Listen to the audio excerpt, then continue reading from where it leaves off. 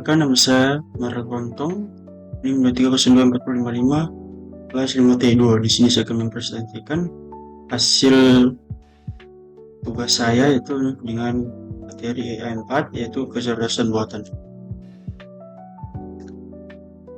Yang pertama, pemodelan dalam sistem penduduk keputusan dalam kurung Decision Support System. Pemodelan merupakan inti dari DSS karena melalui model, data dapat diolah menjadi informasi yang berguna untuk pengambilan keputusan. Model tidak hanya berupa perhitungan matematis, tetapi juga bisa berbentuk simulasi, analisis, prediktif, maupun pendekatan heuristik. Setiap model memberikan cara berbeda untuk memahami masalah dan menentukan solusi terbaik sesuai kondisi. Kedua, model statik dan finansial. Model statik digunakan untuk menganalisa hubungan antar variabel, misalnya promosi terhadap penjualan atau tren penjualan dari tahun ke tahun. Model ini biasanya terintegrasi dalam DSS sebagai modul bawaan. Model finansial dipakai untuk menyusun arus kas, laporan laba rugi, dan proyeksi jangka panjang. Dengan model ini, manajemen dapat melihat kondisi keuangan di masa depan serta mengevaluasi efisiensi biaya. Model optimasi.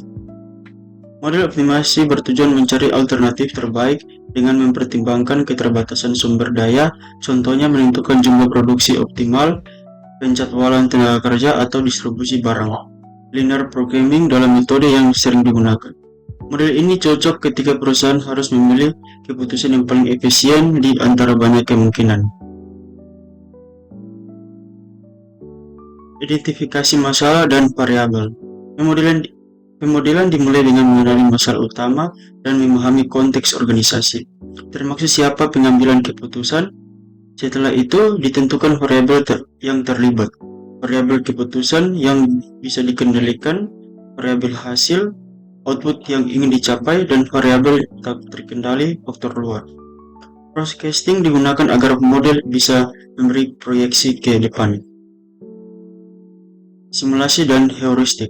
Simulasi meniru kondisi nyata untuk mengalkulasi berbagai skenario what if, misalnya dampak kenaikan harga bahan baku terhadap laba. Keunggulannya, manajer bisa menguji berbagai alternatif tanpa risiko nyata.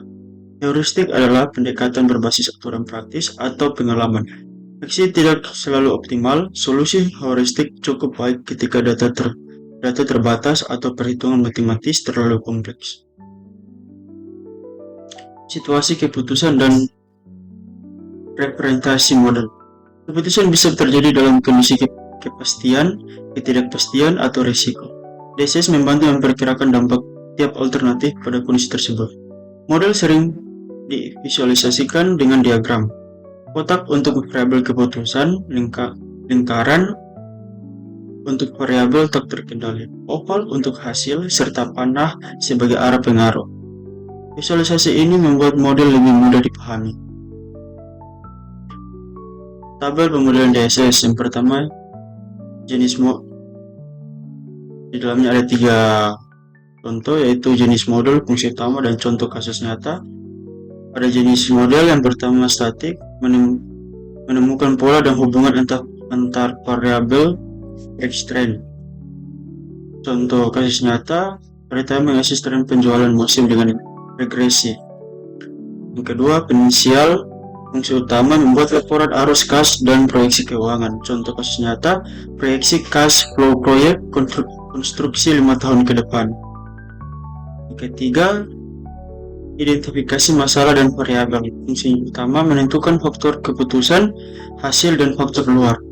Contoh kasus nyata, manufaktur menentukan variabel, jumlah produksi, laba, harga, bahan baku.